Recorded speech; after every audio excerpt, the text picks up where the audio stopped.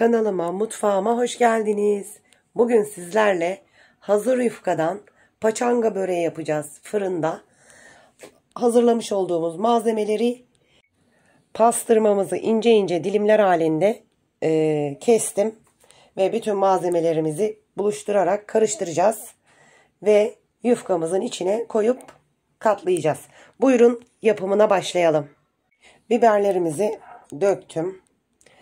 Şimdi 2 tane büyük boy domatesimizi karıştırıyorum. Bu arada 150 gram pastırmamız, 3 tane yeşil biber, bir tanesi kapya biber.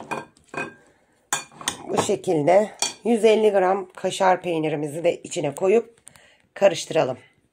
Biraz pul biber, biraz karabiber koyduktan sonra tekrar karıştırıyorum. Ve yufkamızın sosunu hazırladım. Bir tane yumurta, bir su bardağı sütümüzü, yarım su bardağı da suyumuzu, birazcık da yağımızı ilave ederek bunları çırptım. 2 yemek kaşığı kadar da un koydum. Bu kadar gitmeyecek sosu için ama ben başka bir şey de yapacağım. O yüzden biraz fazla yaptım. Yufkamızı tezgahımızın üzerine açtık ve yapmış olduğum sosu üzerine süreceğim.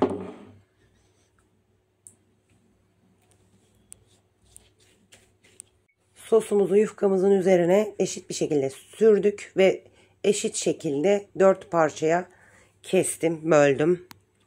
Şimdi yapmış olduğumuz malzemeyi de içine koyup katlayacağım. Yufkalarımızı bu şekilde katlıyoruz. Toplamda yapmış olduğum harç 2,5 yufka kadar içi geldi. Bu şekilde katlıyoruz.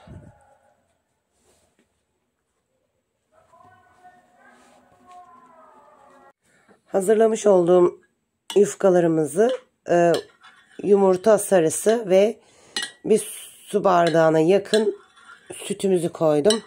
Ve onları güzelce çırptım. Şimdi böreklerimizi iki şekilde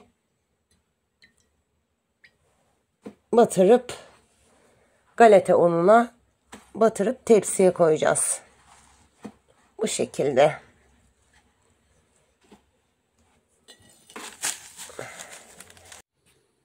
Evet, tepsiye dizmiş olduğumuz paçangalarımızı 180 derecede kontrollü bir şekilde pişirelim. Paçanga böreğimiz servise hazır. Kestim.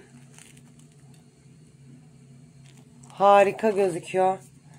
Deneyecek olanlara şimdiden afiyet olsun. Kanalımıza abone değilseniz abone olmanızı, yorum yazmanızı rica ediyorum.